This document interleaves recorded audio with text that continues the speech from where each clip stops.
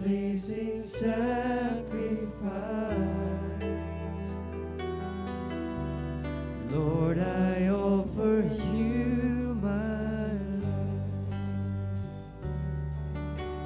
Things in the past, things yet unseen, wishes and dreams that are yet to come true.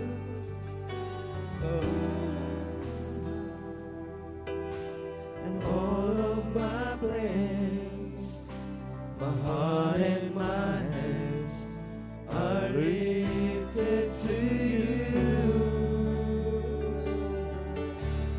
Lord, I offer my life to you. Everything I've been through, use it for your glory. Lord, I offer my days to you, lifting my praise to you as a blessing sacrifice.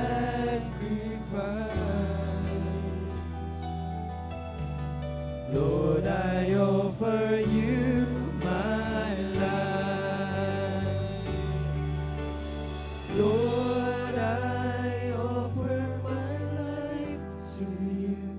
Everything I've been through, use it for your glory. Lord, I offer my days to you, lifting my praise to you as a pleasing sacrifice.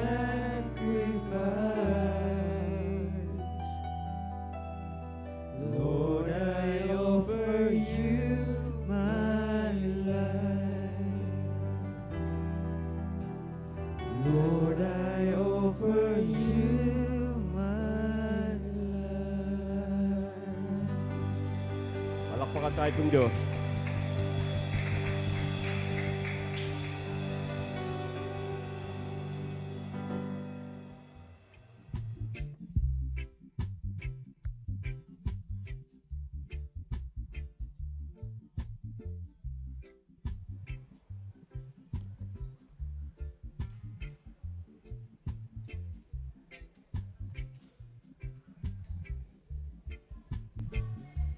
Praise the Lord. Hello, check, mic test. Ayan po. Glory to God. Salamat po sa Diyos. Salamat po sa ating pagsamba. Ako po'y naniniwala na ang Diyos ay natutuwa kung ang ating puso ay tama sa Diyos at ang ating ginagawa ay para sa Kanya. If you have your Bible, let's open our Bibles po sa Philippians chapter 4.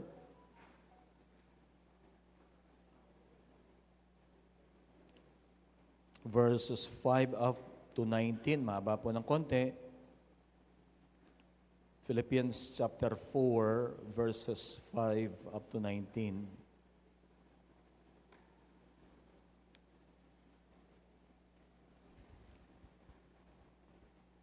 Ako po ay magbabasa sa NIV, Philippians chapter 4, verses 5 up to 19. Let your gentleness be evident to all. The Lord is near. Do not be anxious about anything, but in every situation, by prayer and petition, with thanksgiving, present your request to God. And the peace of God, which transcends all understanding, will guard your hearts and your minds in Christ Jesus. Finally, brothers and sisters, whatever is true, whatever is noble, whatever is right, whatever is pure, whatever is lovely, whatever is admirable, if anything is excellent or praiseworthy, think about such things. Whatever you have learned or received or heard from me or seen in me, Put it into practice, and the God of peace will be with you. I rejoiced greatly in the Lord that at last you renewed your concern for me. Indeed, you were concerned, but you had no opportunity to show it. I am not saying this because I am in need, for I have learned to be content whatever the circumstances. I know what it is to be in need, and I know what it is to have plenty. I have learned the secret of being content in any and every situation, whether well-fed or hungry, whether living in plenty or in want. I can do all things through Him who gives me strength. Yet it was good of you to share in my troubles.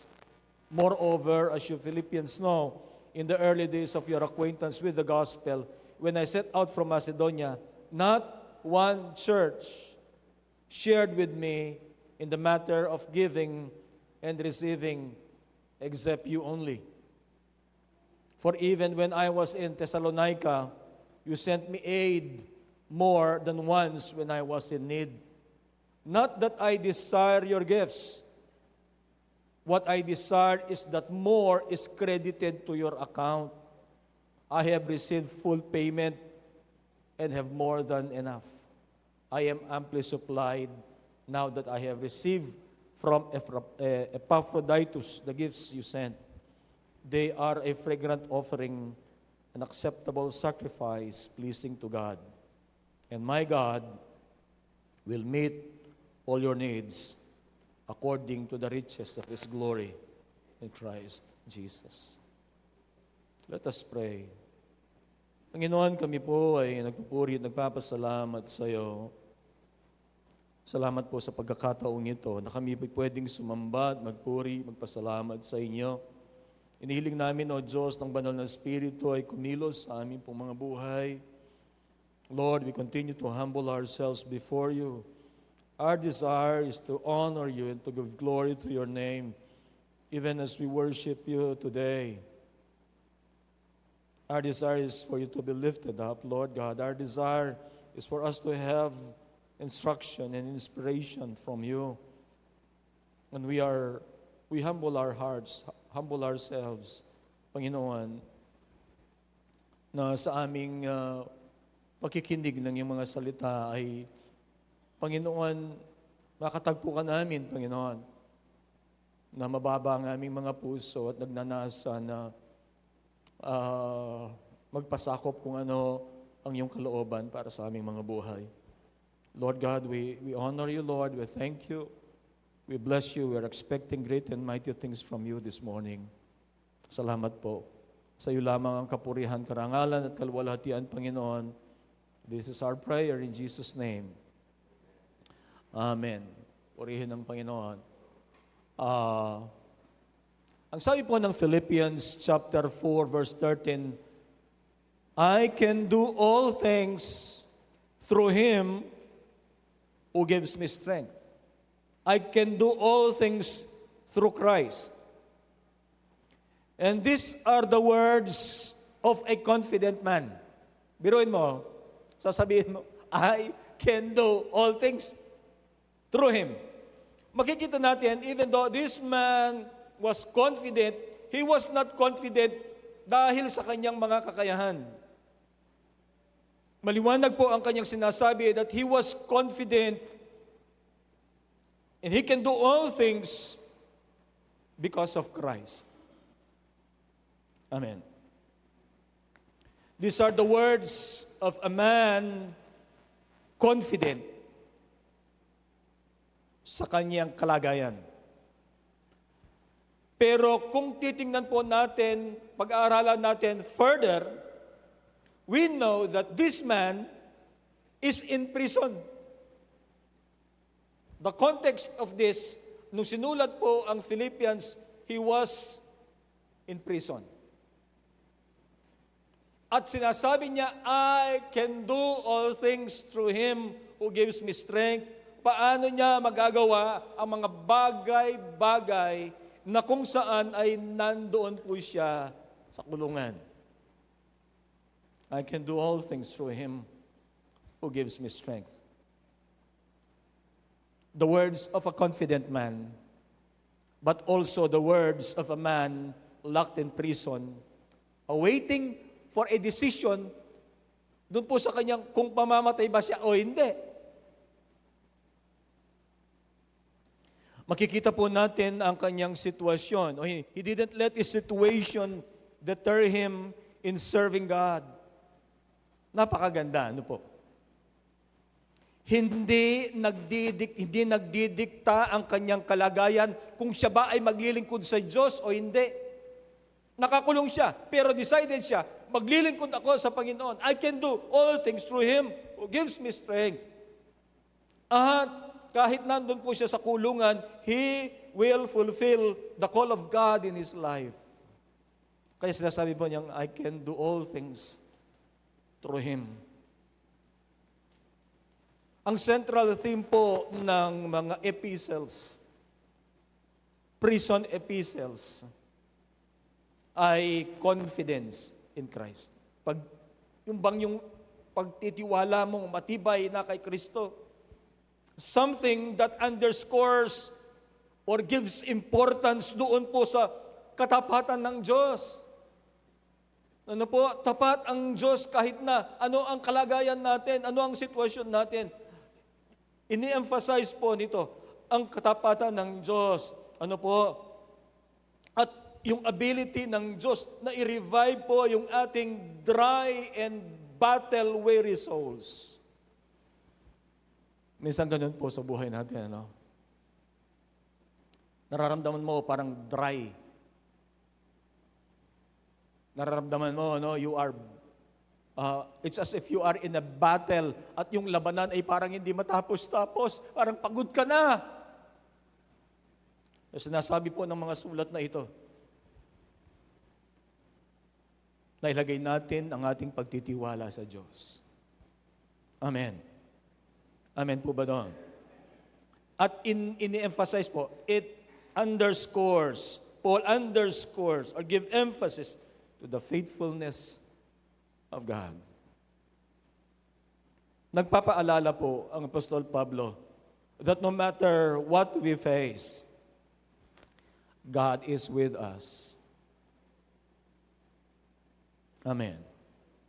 God is with us. At ang Diyos, tinitrain po tayo o binibigyan tayo ng kalakasan ng Diyos at sinasabi sa atin ng Diyos sa pamagitan ng mensahe ni Paul, sa pamagitan ng kanyang buhay, na tayo ay maging malakas, na tayo ay hindi po dapat mag-give up. Kahit ano man ang kinakarap po natin. Confidence grows when we realize that in times of trouble, we can fall back into the secure, accepting arms of the Lord Jesus Christ. Napakaganda po nun, di po ba? Parang yung pamilya natin. Kahit na anong mangyari sa buhay po natin, no, kung within the family, magbigay lang po anong halimbawa, you can always fall back doon sa katotohanan. Meron kang parating uuwian. Hindi po ba? Napakaganda nun. Kahit na hindi accepted doon sa iba, bawa sa trabaho, o kaya sa eskwela, o kahit na ano ang pinagdaanan natin outside, ano po, you can always fall back to the truth that you are accepted in the family. How much more sa Panginoon? Amen. We can always go back to the presence of the Lord. At yung confidence ay lumalago po doon sa, alam ba natin, secured tayo sa presensya ng Panginoon. Confidence grows when we realize that in times of trouble, we can fall back into the secure, accepting arms of the Lord Jesus Christ. And no one holds you tighter. No one will ever love you more. No one will ever love you more than He does. Amen. Para tayong pwedeng pumunta sa Panginoon. Whatever our struggle, whatever our situation, whatever we have done. Ang confidence po ni Paul yung parabang, yung confidence ng nanalo sa gera. Yung conqueror, parang ganon. Yun po. It was the kind of confidence that marches into battle proudly, displaying the standard of hope. Nandun yung parang mananalo na yan. O kaya kung tapos ng gera, yung yung paglakad ay yung paglakad ng nanalo sa labanan. It is the confidence of a seasoned warrior returning home from a battle fought and won. Sigurado po si Paul that no matter what came his way, he could handle it by the grace of God. Sabi kasi niya, I can do all things through Him who gives me strength. Kaya ini-emphasize po dito that he could handle whatever comes his way, not because he was smarter, or not because he was well-trained. Hindi po ganon. He could handle whatever comes his way because he had placed his trust in someone greater than himself. Amen. Someone greater than ourselves. He is Jesus. We can have this confidence in God also. Yung confidence ni Paul. Confidence built on Christ, na ini-empower tayo ni Jesus, ini-energize tayo ni Jesus, pinapalakas tayo ni Jesus. Hindi lamang po na doon yung gawin natin kung ano ang pinapagawa niya sa atin, but to live each day with a hope and peace that comes from the truth that we are eternally linked to Christ. Yun ang magbibigay sa atin ng lakas, magbibigay ng kapayapaan, na alam natin, eternally linked tayo kay Jesus. We have a relationship with God through Jesus Christ. And that gives hope, that gives peace, that gives strength. Why does Paul have confidence? This confidence. Paul was confident because, number one, because of the presence of God. Ang sabi po niya, let your gentleness be evident to all, the Lord is near. Malapit ang Diyos. He is just a prayer away. Tawagin ang Panginoon, nandyan ang presensya ng Panginoon. Hindi po malayo ang Panginoon. Ang Diyos parating kumakalinga, ang Diyos ay parating nagmamahal. Abiding po ang presence. Tandaan po natin, binanggit kanina, yung meron tayong relasyon, eternally linked. We are eternally linked. As far as it is yung tayo, as far as doon sa desisyon natin na tayo ay nandyan yung relasyon natin sa Kanya.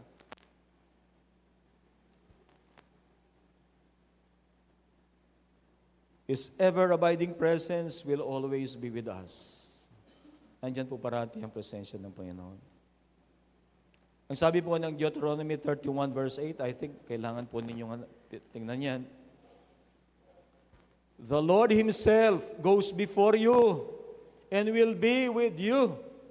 He goes before you, and He will be with you.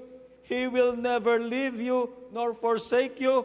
Do not be afraid. Do not be discouraged.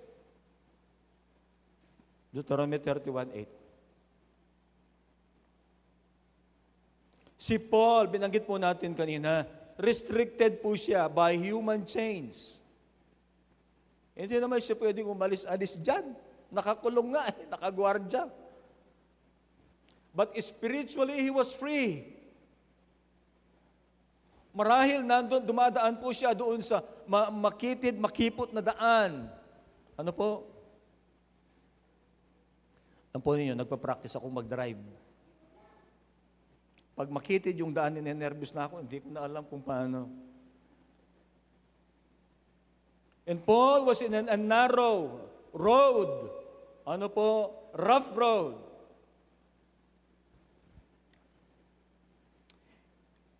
Restrained by circumstances. Hindi po niya alam kung bang yung araw na ito, yung kanyang magiging huling araw. Imagine mo po yun, hindi mo alam kung buhay ka pa bukas.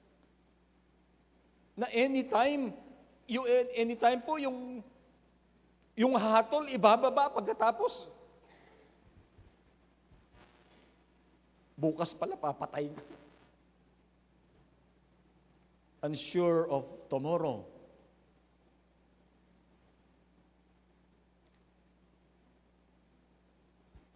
But he is confident because God is with him. God is by his side. Dahil nandyan ang presensya ng Panginoon, mayroon siyang lakas, mayroon siyang confidence. Ano po? Ang presensya ng Panginoon, binibigyan tayo ng lakas upang harapin kung ano man yung mga kinakarap po natin. And His presence is more than enough para tayo po ay maging matagumpay laban sa ating mga struggles. Ang katotohanan ng kasama natin ng Panginoon, nagbibigay sa atin ng confidence. God is watching over you. Kung tayo po ay nandun sa parabang makipot na dinadaanan natin, tingin natin sa Panginoon na ituro niya sa atin how we can make the most of our circumstances.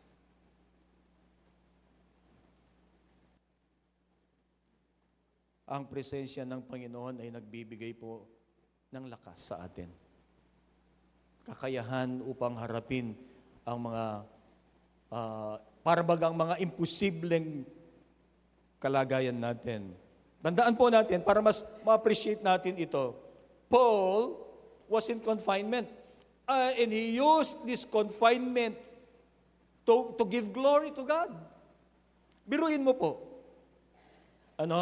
Kung babasahin natin ang Philippians, doon sa verse 4, this person who is in prison would encourage those who are outside. Sabi niya, rejoice in the Lord always. I will say it again, rejoice. Chapter 4, verse 4. Siya ang nag-i-encourage doon sa mga nasa labas, to be steadfast and to be united. Siya ang nagsasabi na huwag ihinto, na magpapatuloy, I press on toward the goal to win the prize. Nasa kulungan po ito. Meron na po bang nakulong sa atin? Parang wala pa naman.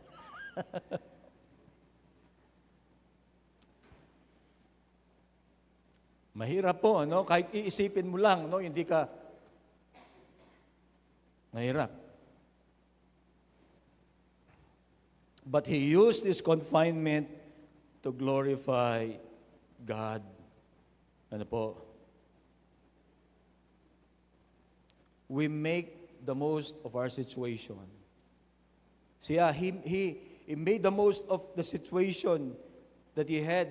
Ginglorify po niya ang Panginoon. Ano po? Mararamdaman mo ang yung kagalakan ba niya?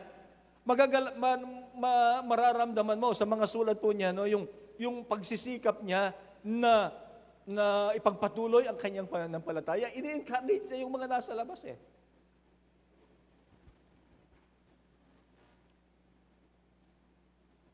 Kailangan din po nating ibahagi ito.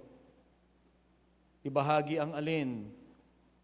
Ang abiding presence ni Jesus ang nagbibigay sa atin ng pag-asa. Amen po ba? And also the presence of God is our source of joy. Tanungin mo man yung mga kabataan, yung mga in love, ano, o kahit yung mga naging kabataan, na in love sila. They want to be with the one they loved always. Why? Because it gives them joy. Oh. Pero tayo po, higit po doon sa mga mahal natin sa buhay na kasama natin and nagbibigay ng kagalakan sa atin, higit pa doon, ang presensya ng Panginoon ay nagbibigay po ng kagalakan. We are glad when we are with someone we love, hindi po ba? Bakit gagastos ng mga malalaki, wala mang eksakto lang yung allowance niya, tapos napakalayo ng girlfriend niya o kaya boyfriend. Pupunta pa. Oh, bakit? Kasi natutuwa siya. Mayroon joy sa kanyang puso o happiness. Di ba? Mali ba ako? Bakit di mo tanungin si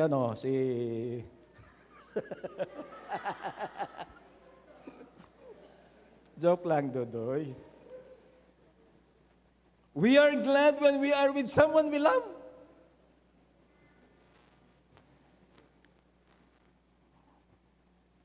The presence of Jesus is our source of joy, ultimately.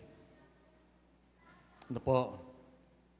Kapag alam po natin that the Lord will always be there for you, that is our source of joy. Hindi tayo iiwan ng Panginoon. Hindi tayo pababayaan ng Panginoon. Amen. Why do we have confidence in God? Because of His presence. Pangalawa, because of the peace that He gives us. Ang sabi po ng verse 7, and the peace of God, which transcends all understanding, will guard your hearts and your minds. Peace. Ang kapayapaang ito, ang sinabi po niyan ay, it transcends all understanding. Hindi mahagap ng kaisipan mo yan. Ito ay kapayapaan na hindi naiintindihan ng mga wala kay Jesus Christ. Ito ay kapayapaan na in the midst of persecution, in the midst of trouble, you have peace. It's beyond understanding. And only God can give us this peace. Peace in the midst of trouble, peace that passes beyond understanding. Many are looking for peace, but it's elusive for many. Bakit? Bakit elusive para sa marami? Kasi po matatagpuan yan kay Jesus Christ lamang. Kung na kay Jesus ang isang tao, hindi po magiging elusive ang peace. Because Jesus is the Prince of Peace. Peace can be found in Christ. We should stop worrying about the things we cannot change. Minsan mahilig po tayong mag-meditate. Kaya lang ang minemeditate natin ang problema. Pag minemeditate natin problema, worry po yun.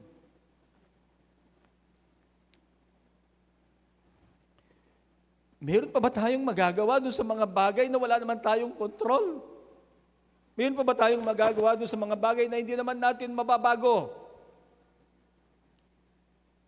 What can we do? We pray.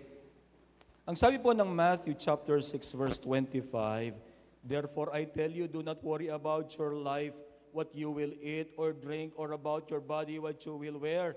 Is not life more than food, and the body more than clothes? Sabi nito, do not worry about your life. Di po ba yun ang mga iniisip po natin? What we will eat, what we will drink. Ito parati ko na po sinasabi. Si Jesus, dalawa lang po ang sinabi niya rito. Na need. Ano po yun? Food. What you will eat or drink, and about what you will wear. Food, clothing. Tayo nga po ngayon, marami na yung mga sinasabi natin, basic needs. Nung bata po kami, sabi nila, three basic needs. Food, shelter, clothing. Si Jesus sabi niya, gusto mo sumunod sa akin? Paano yan? Foxes have holes and the birds have nests, but the Son of Man has nowhere to lay his head.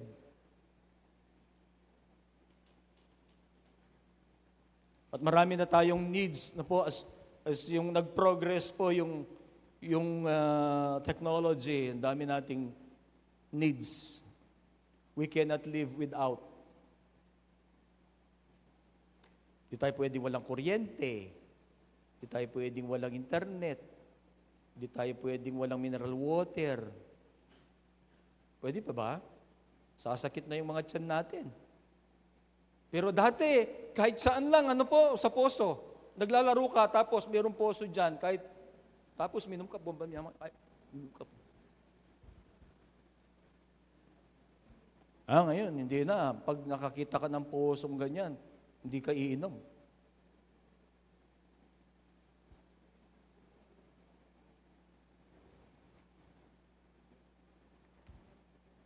Stop worrying about the things we cannot change. Ano po? Ang gawin natin, yung mga nauna sa atin, mayroong pananampalataya, do what the saints of old and learn to roll our burden to the Lord. Ano bang ginawa ng mga nauna sa atin? Halimbawa, pinag-aaralan natin si Paul. Ano bang ginawa niya? Di nagtiwala kay Jesus. Nagtiwala sa Panginoon. Kahit na ano ang mangyari sa buhay niya, nagtitiwala siya sa Panginoon. Hindi siya inaapektuhan ng kanyang kalagayan na nakakulong. Ang concern niya, yung mga Kristiyano sa labas na miniministeryuhan po niya. Ang concern po niya ay magbigay sila ng instruction patungkol sa Panginoon. Let us do what the saints of old suggested and have done. Let us accept at tanggapin. Accept at gawin. Kung ano sinabi ni Jesus Christ. Sabi niya, come to me, all of you who are weary and heavy laden, and I will give you rest. When we roll our burden on the Lord, the peace of God which transcends all understanding will guard our hearts and our minds in Christ Jesus. Ilagay po natin ang lahat ng anxiety natin sa burden bearer.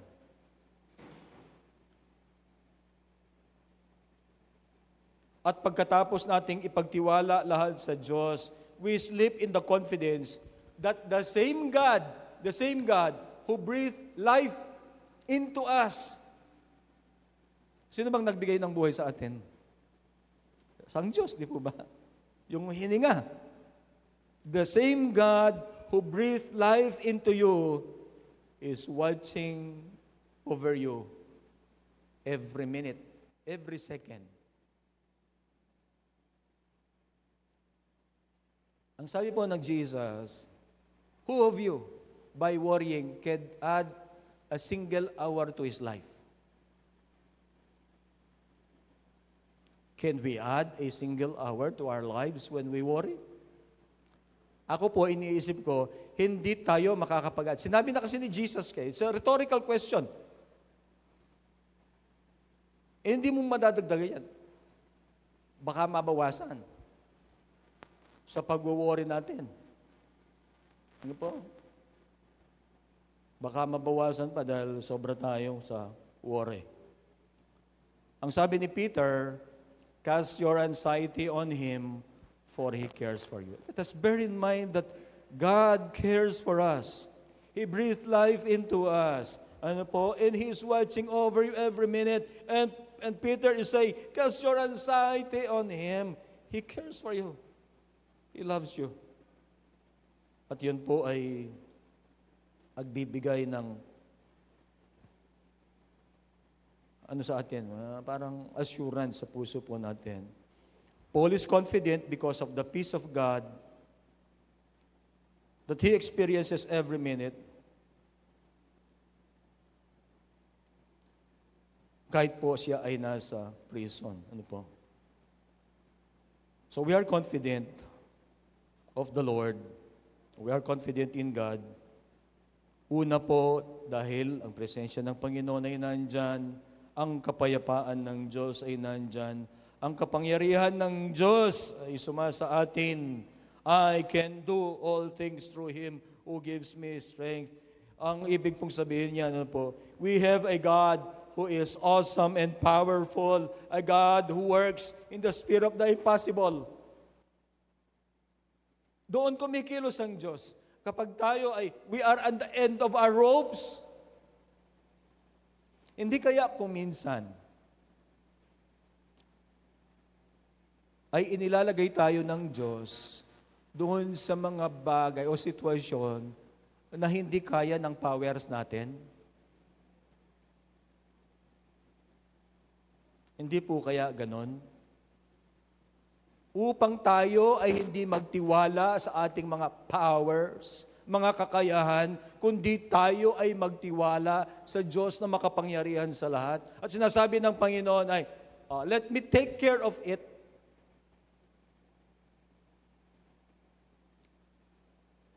Mahirap lang po yung gano'n eh. I mean, pag nandun ka talaga, yung lahat ng pananampalataya mo, ilalagay mo doon sa, itataya mo lahat. Yung bang wala kang mapuputan, kumbaga, wala, yun lang.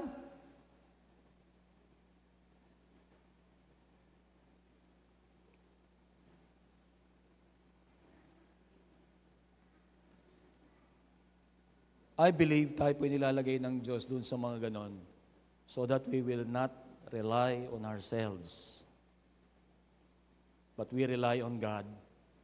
And God is faithful. Yun nga lang po, na mahirap yun eh, mahirap. Kasi imposible eh. Wala kang magawa para sa sarili mo. Ang Diyos ang pwedeng may gawin. Pero yun ay tumatawag sa atin na lalong magtiwala sa Kanya sa mga sitwasyon na gano'n.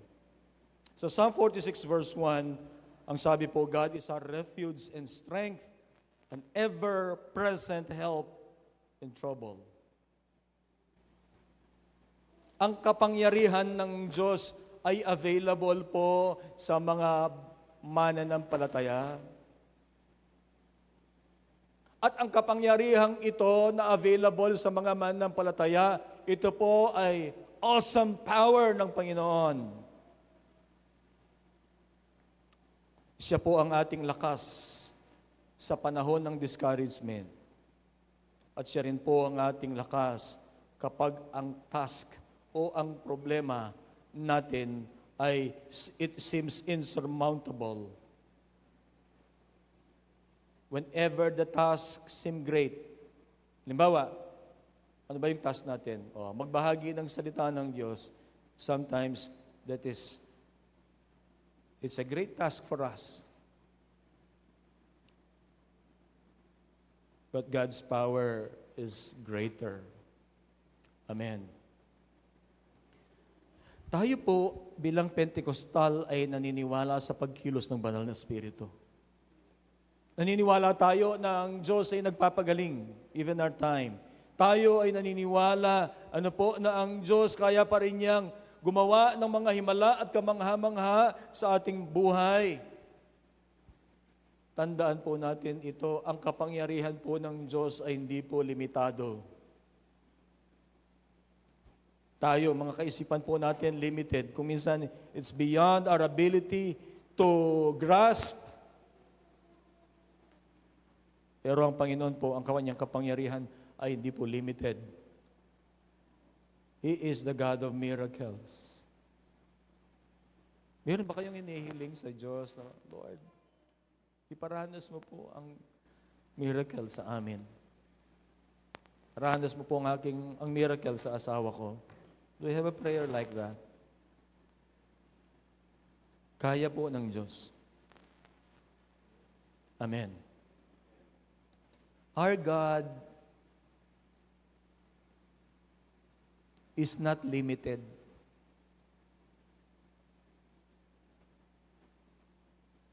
Great and awesome ang Diyos po natin. At ang Biblia po ay punong-puno, makikita natin, babasahin natin, na punong-puno ng mga ginawa ng Diyos sa nakaraan. At sana iparanas ng Diyos sa atin ngayon.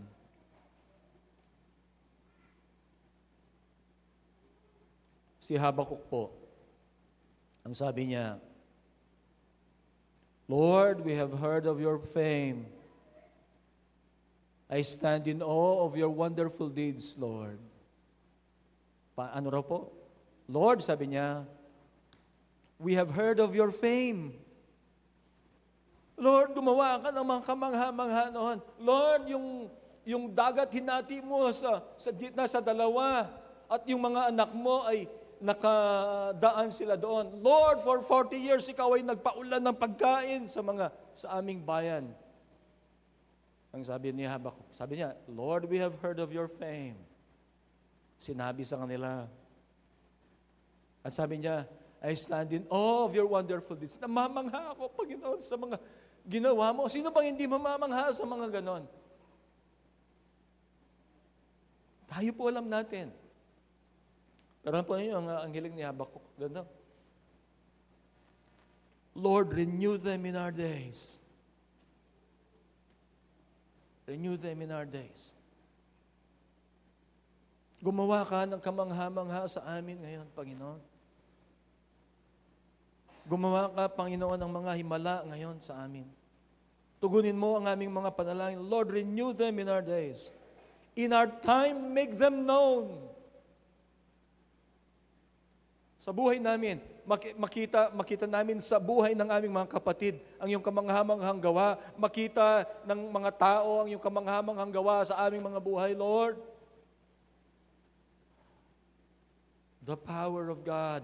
Sabi ni Paul, I can do all things through Christ. Hindi ba kapangyarihan ng Diyos yon? And there is always hope for every challenge we are facing because of the power of God. There is always hope because our God is a powerful God. Amen. Bakit may confidence si Paul? Dahil sa kapangyarihan ng Diyos.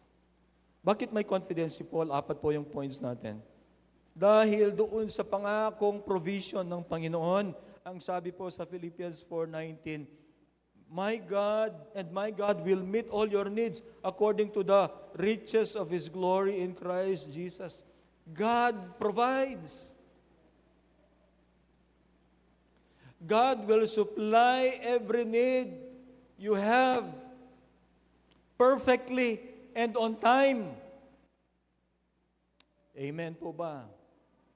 God will supply every need you have perfectly and on time. Hindi po malilate ang Diyos. Kung minsan nasasabi lang natin, parang na-late ang Panginoon. Hindi po malilate kailanman. Kung sa isip natin, parang na-late, parang.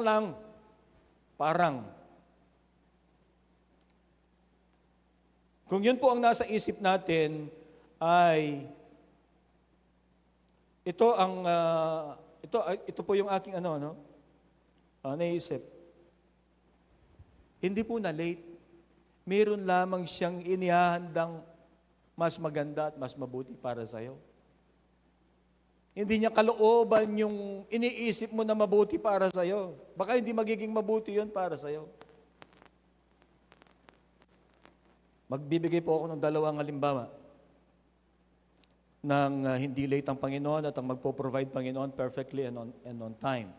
Yung iba po, alam na po ito. Sa John chapter 11, ang John chapter 11 ito po ay yung namatay po si Lazarus.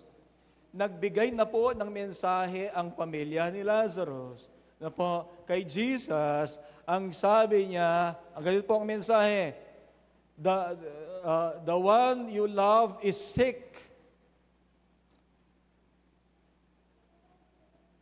Hindi nakarating si Jesus. At nang nakarating po siya sa Bethany, 4 days na pong nakalibing si Lazarus. Late ba si Jesus? Para kay Martha, late si Jesus. Ang sabi niya, nung dumating si Jesus, balita, si Jesus nandyan. Si Martha nauna. Ang sabi niya, Lord, if you have been here, my brother would not have died.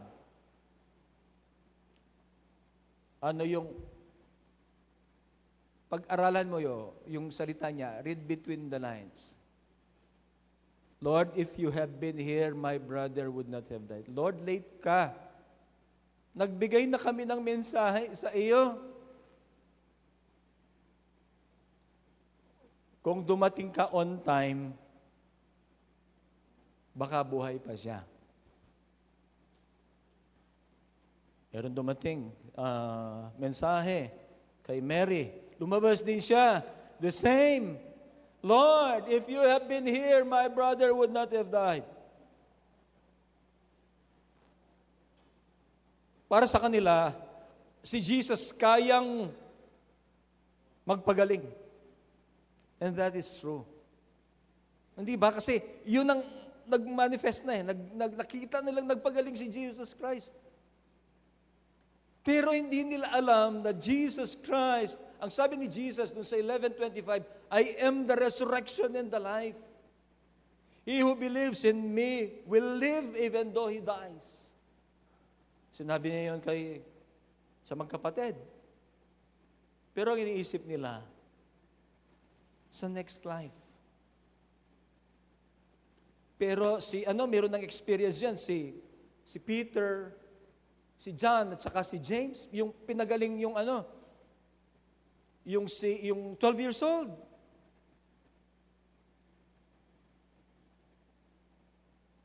Lord, if you have been here, my brother would not have died. Umiyak si Jesus, tapos pumunta doon sa sabi niya, buksan niyo. Yung sa 11, sabi po nila, Lord, by now, may amoy na. By now, may amoy na. So Jesus, pinabuksan. Pagkatapos, sabi niya, Lazarus,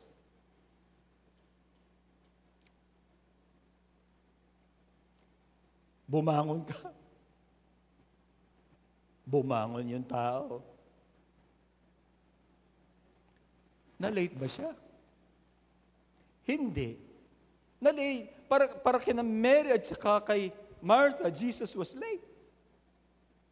Kasi ang iniisip nila, pagalingin ni Jesus. Pero iba yung po yung sinasabi ko, that God has a better plan. Ang mahirap lang yung when we are in waiting. Ang mahirap when we are in that process. But let us always trust God. Amen. That He has a better plan. That God's plan is better than our plans. Ito po, siramplaka na lang ito to give emphasis doon po sa God will supply every need you have perfectly and on time. Mayroong Bible school student, di po ba? Yung iba siguro, alam na ito, yung iba hindi pa. Pero just to give emphasis, dun po sa nabi natin, God will supply every need you have perfectly and on time. There was a Bible school student, magtitest po siya. Bukas. Wala pang pambayad. Ngayon. Sabi ng registrar, hindi ka magtitest. Maselan na pa ka rin secular school. Ka mag-test, hindi ka magtitest hanggat hindi ka nakakabayad ng yung tuition. Umaasa lang po siya sa mga donors abroad. Gusto lang niyang maglingkod sa Panginoon, nga nag-Bible school, no? Wala siyang pang-aral. Nag-pray siya. Ngayon, gabi, ngayon. Ngayong araw na ito, ano ba, gagabi? Nag-pray siya. Lord, ikaw mag-provide. Hindi ako pag-test registrar. Ela mamie, hindi magbibigay ng yung mga permit. Aba, early in the morning, sa araw ng bukas, mayroon pang bayad, dumating. Nagbayad, nakapag-exam. Pero yun po ay ipinadala ng kanyang sponsor 2 weeks prior dumating.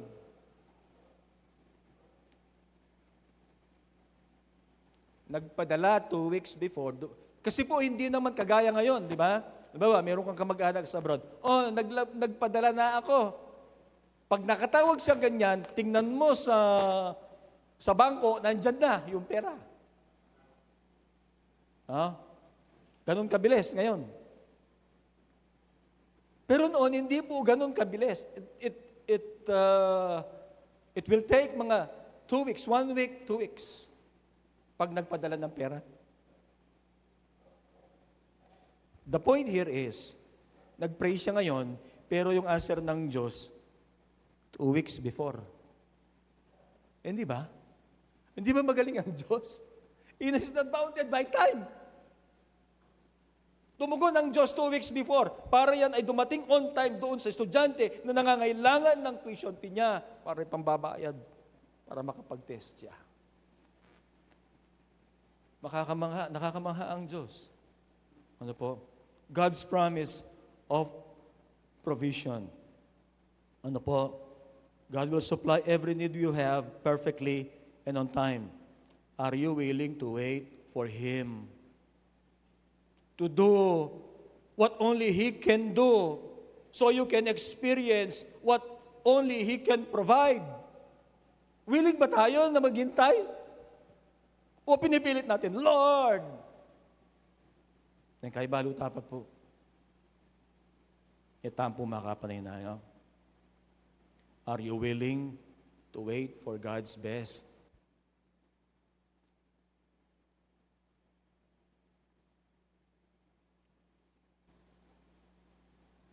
Ang Diyos po lalaan itang the best para kay katang. Amen. Whatever is your need, God can provide. He can provide. God has provided for Elijah sa pamamagitan po ng maliit na sapa, burok, at saka supply sa pamamagitan po ng uwak. 1 Kings 17 verse 4. Pagkatapos pong maubos noon, sabi ng Panginoon ng Diyos kay Elijah, punta ka sa babaeng balo. Na ituturo ko sa iyo. Pumunta po siya. Ano po? 1 Kings 17 pa rin, verse 15. Ano po? Bago yung mga verses na yon. Ano po? Nakita ni Elijah yung sinasabi ng Diyos na matanda or na widow. Ano po? Na kiyang Kapampangan, manyutong niya po. Naghahanap po ng mga kahoy para gagamitin panggatong. Para makain nila yung last na pagkain nila. Pagkatapos, sabi niya, mamamatay na kami. Ang sabi ni Elijah, pakainin mo ako. Di po ba sabi ko na, parang kung sa panahon ngayon, halimbawa, ako pastor, no? Last na yung pagkain niya. Ng isang, halimbawa sa inyo, last na. Last na sa inyo pagkain. Tapos ako nandun. Ako malusog. Kayo, yung pagkain ninyo, tipid-tipid niya po, banta ko mabaka ba ko, biye. Pagkatapos, darating ako, papasabi ng Diyos, pakanan mo ko. Ano sabihin nyo?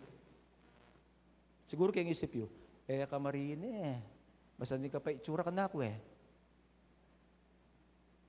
Lemo, Aldo, paano hindi maganda yung itsura niya? Meron siyang supply ng pagkain sa Diyos. Yung uwak araw-araw, nagpapadala ang Diyos. Tapos meron siyang mineral water. Tapos sasabihin mo, yung babaeng balo, Siguro nga yung payat na yon, payat na. Kumbaga, kasi mayroon pong famine doon eh. O siyempre, anong gagawin mo? Hindi ba, extend konti-konti? Alam mo may famine eh. O tapos darating ako.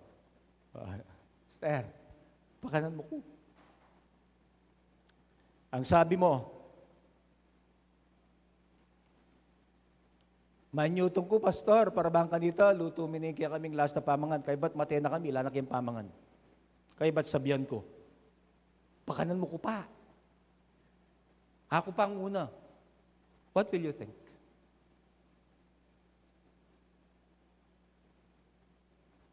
Ika naman, pastor, selfish ka. Unami pa yung sarili mo. Nakakit mo yung kaya kami sitwasyon, makanyan pin eh. Pero yun po kaya ay hindi rin ba test of faith para doon sa babaeng balo? Dahil ito ay utos ng Diyos na pumunta, si Elijah pumunta doon sa babaeng balo na yon. That is a test of faith for both of them. For both of them. Na si Elijah, sasabihin niya yun sa babaeng balo. At yung babaeng balo ay gagawin niya kung anong sasabi ni Elijah. Verse 15. 1 Kings 17:15. She went away and did as Elijah had told her.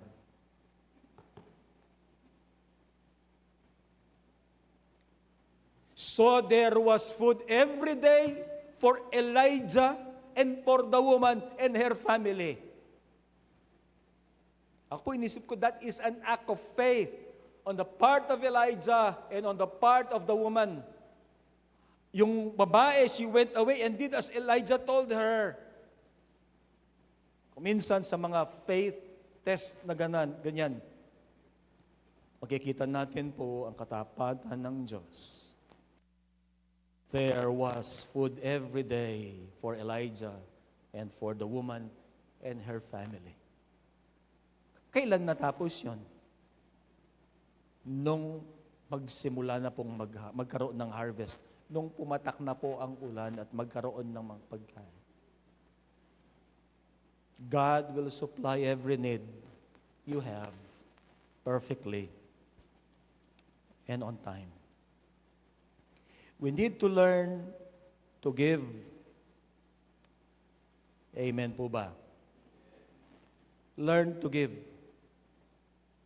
Learn to be generous. Kasi kung tinignan mo natin ang Philippians chapter 4, mayroon munang sinabi diyan si Paul patungkol sa mga Philippians. Sabi niya sa verse 14, "It was good of you to share in my troubles.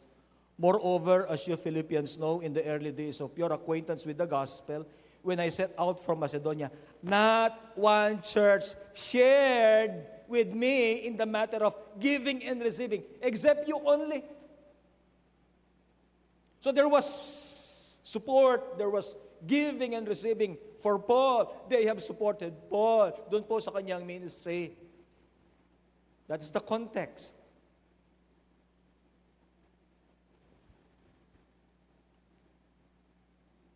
For even when I was in Thessalonica, you sent me aid more than once when I was in need. Paul received support, Paul received aid from these people. Tingnan po ninyo. Tingnan naman natin yung puso ni Paul. Sa verse 17, "Not that I desire your gifts." Tandaan po natin, lingkod ng Diyos ito. Tama ang puso niya sa Diyos. Pinaglingkuran niya ng maayos sa Diyos. Hindi siya concerned doon sa tatanggapin niyang mga gifts. Sabi niya, not that I desire your gifts. What I desire is that more be credited to your account. So doon pala sa pagtulong nila kay Paul, sinasabi ni Paul, hindi yung tatanggapin ko, kundi kung ano yung ibibigay ng Diyos sa inyo sa pamagitan ng binigay niyo sa akin. Ayan po, Tiyelawin.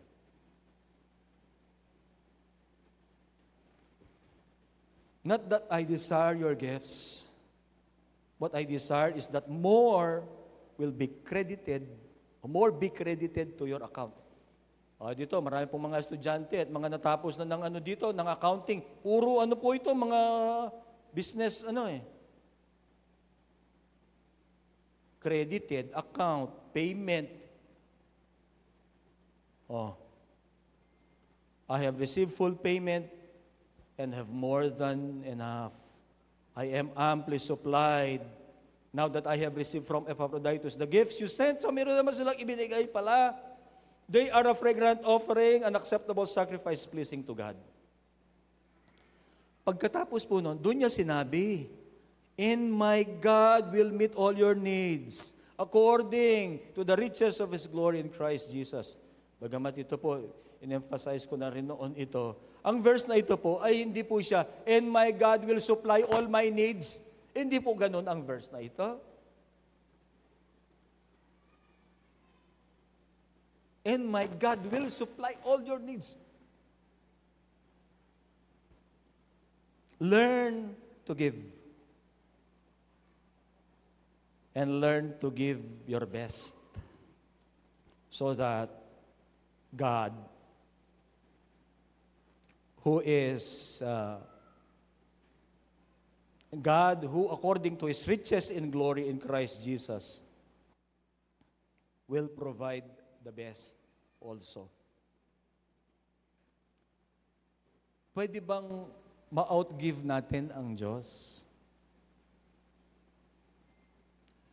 Our very life, our very breath ay sa Kanya.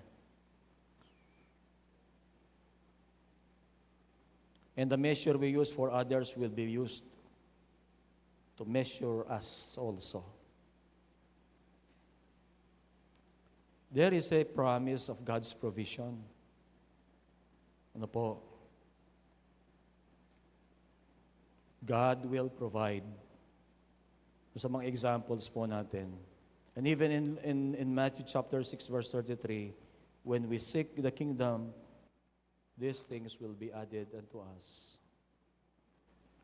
Paul was confident because he has full trust in God. Alam po ninyo, ang faith natin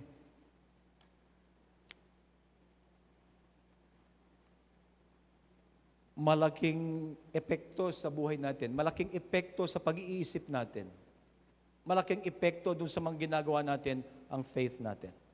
Tingnan po ninyo. Sa 1 Timothy chapter 1 verse 12, ang sabi ni Paul, I know whom I have believed. Kilala ko kung sino ang pinaniwalaan ko. He was confident because of the presence of God. He knows that the presence of God abides. Hindi siya iiwan ng Panginoon. Hindi tayo iiwan ng Panginoon. His presence abides. Paul was confident because he know the power of God is available. Pwede tayong tumawag, Lord, sopan mo ko po. At tutulong ang Diyos. His power is available. Whatever trials, whatever our circumstance, His power is available. Ang Panginoon, di po niya pinagkakait ang kanyang kapayapaan. We can experience the peace of Christ in times of testing and trouble. And He has promised of God's provision. Amen. In our times of need.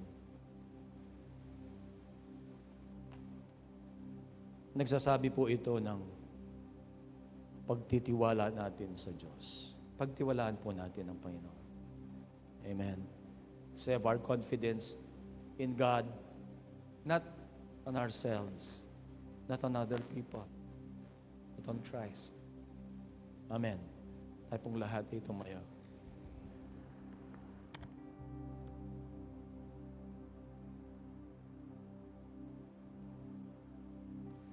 I love you, Lord.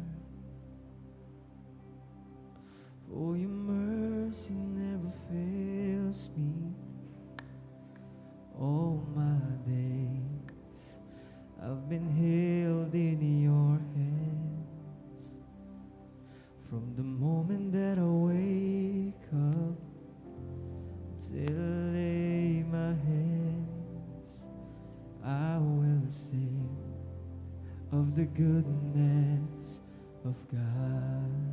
I love you. I love you, Lord.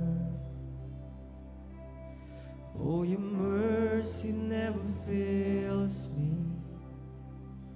All my days I've been held in your hand. From the moment that I wake up until I lay my hand, and I will sing of the goodness of God. And all my life you have been faithful. All my life you have been so, so good. But every breath that I am able, I will sing of the goodness of God. Sing, I love your voice. I love your voice. You have led me through the fire in the darkness night. You are close like no other. I've known you as a father. I've known you as a father. I've known you as a friend. I've known you as a friend. I have lived in the goodness of God. Oh, all my life you have been faithful. All my life you have been so, so good. With every breath that I am able, and I will sing of the goodness of God.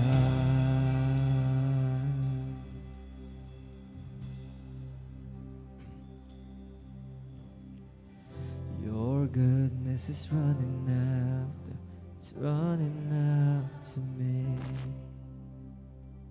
Your goodness is running after, it's running after me. When my life laid out, I surrender now. I give you everything. You're good. Your goodness is running out. It's running out. Oh, your goodness is running out. It's running after me.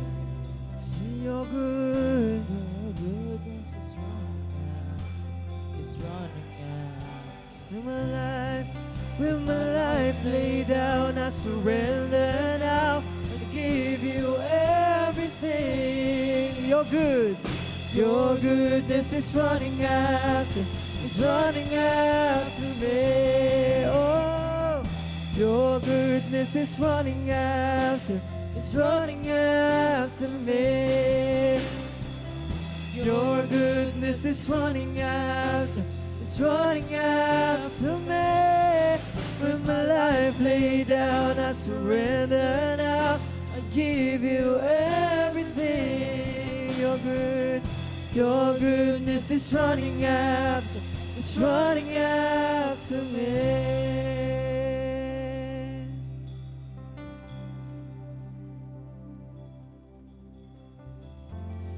All my life you have been faithful. Yes, Lord, hallelujah.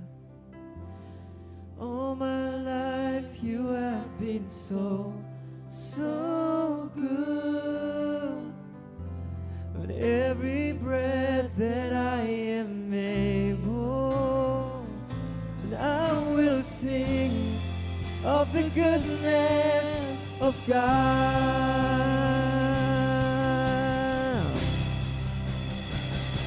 All my life you have been faithful. Yes, Lord, hallelujah. All my life you have been so, so good. With every breath that I am in. Oh, I will sing Oh, I will sing of the goodness of God. All my life, all my life you have been faithful. Oh, all my life you have been so, so good. In every breath that I am, oh, I will sing, I will sing of the goodness of God. Yes, we will sing, I will sing of the goodness of God. I will sing, I will sing of the goodness of God. Oh, I will sing of the goodness of God. Hallelujah, Lord. Hallelujah, Jesus. Hallelujah. Hallelujah, Praise Lord. your name, Lord. Hallelujah. Hallelujah, Lord. Hallelujah. Hallelujah.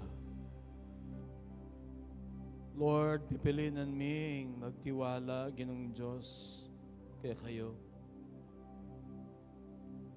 Kaya kami pong biye, Ginoong Diyos. In confidence me, in Ginoo me, in Diyos me. Salamat po, Ginoong Diyos, sa ating kaming basihan kareta. Uling ni minsan, Ginoong Diyos, ay mo kaya po lakwan, ni kaya kang presensya. Uling, Ginoong Diyos, ikayong mamiyek, payapan kaya kami, yung oras na ning ligalig. Ano yan, panahon na kami, may na kami, Ginoong Diyos, yung kaya kang kapangyarihan, susustain na kami. O tangala kami, Ginoong Diyos, at yung kayang pamangailangan, tapat ka, para magkalob ka kaya kami. Salamat po, O Diyos. Patubayan mo kaya po. Ing panibata na po, ning kaya kaming siknangan at tiwala, Ginoo, ning kaya kaming confidence, ning kaya kang kayapan, ning kaya kang lugod. Diyan ning pegaralan mi po ngini, Ginoong Diyos. Salamat. Sasamba kami at mamaya kayang parangal kaya kayo, Ginoong Diyos. Akit mo sana, Ginoo, na kayang puso mi, ating pamagtiwala, kayang puso mi, Ginoong Diyos, at suya itang maragul alugod para kayang kaya kaming Ginoo. Salamat po. Makapagtapat kaya sana hanggang kayang katatawlian. Pagpalan mula po dahil anak mo, Ginoong Diyos, na tsungin habak, iparanas mo ang biyaya ng Ginoong Yesukristo, ang lugod na ningigpa, ang pupay pamakyabi ng Banal na Espiritu. Amen. Amen. Amen.